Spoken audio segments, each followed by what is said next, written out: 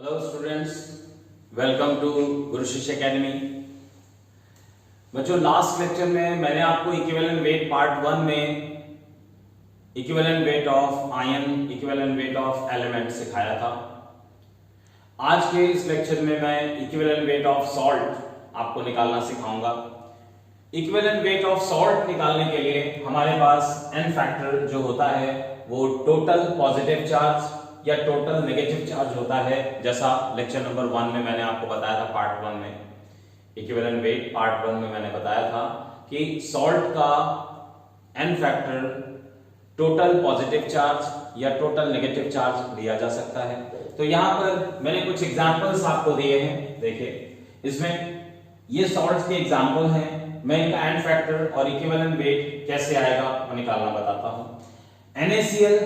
NaCl का total positive या negative charge अगर हम देखें तो सोडियम आयन +1 चार्ज होता है और क्लोराइड आयन -1 चार्ज होता है। तो यहां पर आप कोई भी एक ले सकते हो, आइदर ऑफ देम, +1 और -1 मैग्नीट्यूड लेना होता है हमें। तो यहां n फैक्टर इसका 1 आ जाएगा। फिर ये सॉल्ट है। सॉल्ट के लिए हम मॉलिक्यूलर वेट टर्म यूज नहीं करते, सॉल्ट के लिए हम फॉर्मूला वेट टर्म यूज करते हैं। तो यहां पर इक्विवेलेंट वेट हो जाएगा formula weight divided bye n factor. सो NaCl का इक्विवेलेंट वेट हो जाएगा, इसका जो फॉर्मूला वेट है 58.5 डिवाइडेड बाय इसका n फैक्टर 1। इस तरह से आप इसका इक्विवेलेंट वेट NaCl का निकाल पाओगे 58.5। सिमिलरली MgSO4, इसमें मैग्नीशियम +2 आयन, सल्फेट -2 चार्ज होता है इस पर। तो +2 -2 आइदर ऑफ देम, कोई भी चार्ज आप ले लीजिए। इस हिसाब से यहां पर इसका n फैक्टर 2 आ जाएगा। और इसका जो इक्विवेलेंट वेट है, अब मैं यहां पर फॉर्मूला वेट निकालने के बजाय फॉर्मूला वेट आप निकाल सकते हो आराम से, ठीक है। किसी भी सॉल्ट का, किसी भी मॉलिक्यूल का फॉर्मूला वेट अगर आपको निकालना होता है तो क्या करना होता है, उसमें जितने भी एलिमेंट्स हो उन सभी के एटॉमिक मासेस को नंबर ऑफ एटम्स से मल्टीप्लाई कर दीजिए और इन सबको सम कर देंगे तो उसका फॉर्मूला वेट आ जाएगा। जैसे मैं आपको MgSO4 का फॉर्मूला वेट निकालना बता देता हूं। MgSO4 इसका फॉर्मूला वेट निकालना हो तो मैग्नीशियम 24 एटॉमिक वेट, सल्फर 32 और ऑक्सीजन 4 एटम्स हैं, 16 into 4 करना पड़ेगा आपको। तो ये 24 प्लस 32 प्लस 64। अब इस पूरे को आप सम कर दीजिए तो ये पूरा सम करने के बाद में आ जाएगा 120।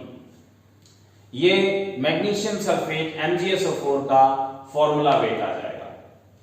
ओके, अब यहां पर आप इसका फॉर्मूला वेट, ये वैल्यू आप रख दीजिए तो E इसमें आ जाएगा 120 divided by 2, that comes 60।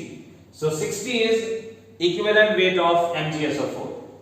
Similarly Al2SO4 whole thrice, इसका आपको लेना है। तो बच्चों, इस केस में एल्यूमिनियम ट्राइपॉजिटिव कैटायन है, सल्फेट डाई नेगेटिव एनायन है। अब यहां पर आपको एक बात देखनी पड़ेगी कि यहां एल्यूमिनियम के 2 आयंस हैं, Al2 है, तो इस वजह से यहां पर इसका जो टोटल पॉजिटिव चार्ज आएगा वो 2 into 3, 2 into +3 that is +6। Similarly sulphate के 3 आयंस हैं तो इसमें 3 into -2 दैट इज -6।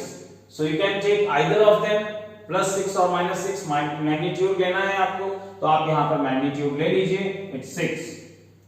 अब इसका जो इक्विवेलेंट वेट आएगा ये आएगा इसका formula wait Fw divided by 6, या फॉर्मूला वेट इस तरीके से निकाल सकते हैं जैसे मैंने आपको यहां सिखाया, ठीक है।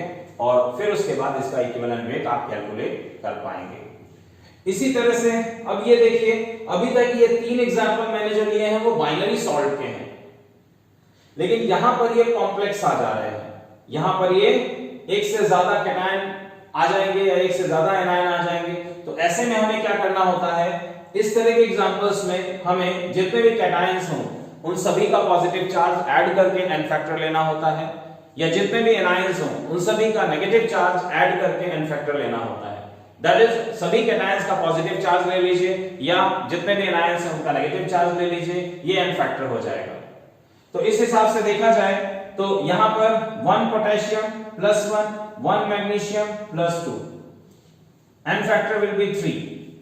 Water molecules water of crystallisation की तरह हैं, यहां इनका चार्ज यहां कंसीडर नहीं किया जाता है। So total positive charge is 3। You can take negative charge also. 1 chloride is there, 2 chlorides are in this, so total will be 3 chlorides, so 3 into -3, वहां से भी आप n फैक्टर 3 आपको मिलेगा। तो यहां भी इक्विवेलेंट वेट इस तरह से आप formula wait FW divided by 3। Now इसी टाइप का एक एग्जांपल और मैं ले रहा हूं आपके लिए। दिस इज K2SO4.Al2SO4 ये पोटाश एलम है बच्चों, फिट करिए potash alum.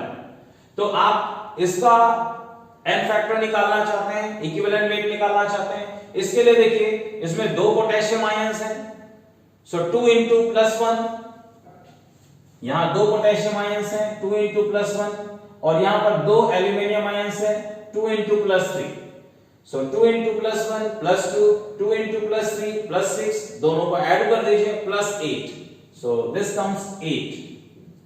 You can take anion also, 1 sulfate is there, 3 sulfate is there, तो यहां पर आप 1 और 3 4 सल्फेट आयंस हैं, आप 4 सल्फेट आयंस यहां पर ले सकते हैं। 4 सल्फेट आयंस का भी कितना आ जाएगा 4 into -2, दैट इज -8। तो वहां से भी चार्ज हमेशा सेम आएगा, पॉजिटिव और नेगेटिव चार्ज हमेशा सेम आएगा क्योंकि सॉल्ट न्यूट्रल होता है इस वजह से। सो यहां पर E आ जाएगा formula weight divided by 8 n factor. So इस तरह के सॉल्ट का भी आप निकाल सकते हो। बच्चों सॉल्ट का, किसी बाइनरी सॉल्ट का इक्विवेलेंट वेट निकालने का एक और तरीका है। आप बाइनरी सॉल्ट का इक्विवेलेंट वेट निकालना चाहते हो तो आप एक ये मेथड भी यूज कर सकते हो। Equivalent weight of salt equals to equivalent weight of cation plus anion. मैंने लास्ट लेक्चर में आपको आयंस का इक्विवेलेंट वेट निकालना सिखाया हुआ है, तो आप यहां पर आयंस का इक्विवेलेंट वेट का तरीका लगाकर कैटायन और एनायन का निकाल सकते हो और फिर उसको ऐड करके सॉल्ट का इक्विवेलेंट वेट यहां पर निकाल सकते हो। ठीक है, तो देख लेते हैं कुछ एग्जांपल्स के साथ। जैसे एग्जांपल, इसमें आप इक्विवेलेंट वेट ऑफ NaCl लेना चाहते हो तो ये हो जाएगा equivalent weight of Na sodium, equivalent weight of chloride. और लास्ट लेक्चर में मैंने आपको सिखाया है इक्विवेलेंट वेट ऑफ कैटायन कैसे निकलेगा, ionic weight divided by charge of ion. Similarly for anion, so this will be 23/1 plus 35.5/1, this comes 58.5। देखिए बच्चों ये हम पहले से भी यहां निकाल चुके हैं NaCl के लिए, ये यहां पर था A पार्ट में, तो देखिए 58.5 ऐसे भी आ जा रहा है। सिमिलरली एक और एग्जांपल बाइनरी सॉल्ट के लिए ले लेता हूं। इसमें equivalent weight of magnesium sulphate MgSO4, इस रूल को वेरीफाई करने के लिए मैं ये एग्जांपल और ले लेता हूं। Equivalent weight of magnesium 2 positive plus equivalent weight of sulphate 2 negative, ये ले लीजिए। मैग्नीशियम का इक्विवेलेंट वेट मैग्नीशियम आयन का कैसे आ जाएगा 24 divided by charge 2। Sulphate ion का कैसे आएगा, सल्फेट का आयनिक मास होता है 96 डिवाइडेड बाय 2। तो इस तरह से आप यहां पर निकाल सकते हैं equivalent weight 12 plus 48, this comes 60, so 60, ये देखिए, so verified। I think ये बात आपको समझ में आ गई होगी।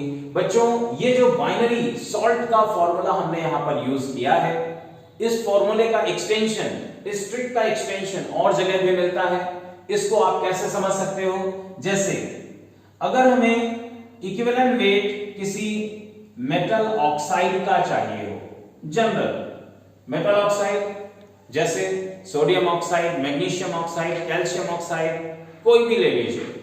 उस ऑक्साइड का अगर आपको इक्विवेलेंट वेट चाहिए तो आप यहां पर इसको equivalent weight of metal plus equivalent weight of oxygen, oxide, इस तरीके से यहां पर आप लगा सकते हैं। तो equivalent weight of metal plus oxygen या ऑक्साइड कह दीजिए।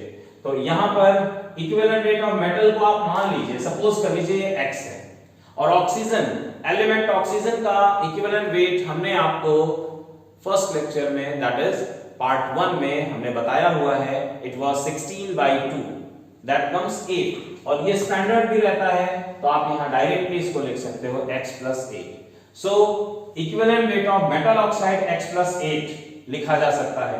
Similarly equivalent weight of metal chloride चाहिए हो, क्लोराइड, तो ये हो जाएगा equivalent weight of metal plus equivalent weight of chlorine.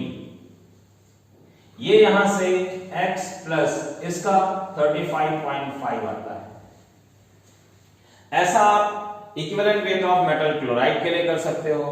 Similarly equivalent weight of metal hydride चाहिए हो, हाइड्राइड, तो ये हो जाएगा equivalent weight of metal plus equivalent weight of hydrogen बच्चों।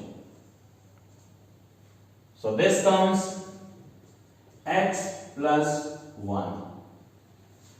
तो बच्चों इस तरह से आप इसी ट्रिक को यहां भी यूज कर सकते हैं और इन सभी के इक्विवेलेंट वेट्स निकाल सकते हैं। ऑलराइट, उम्मीद है आपको ये बात समझ में आई होगी। ठीक है, ओके बच्चों, तो ये हमने आज इक्विवेलेंट वेट ऑफ सॉल्ट का तरीका देख लिया। अब equivalent weight of acid, equivalent weight of base, equivalent weight of oxidising reducing agents, ये देखें हमारे नेक्स्ट पार्ट में। Thank you very much.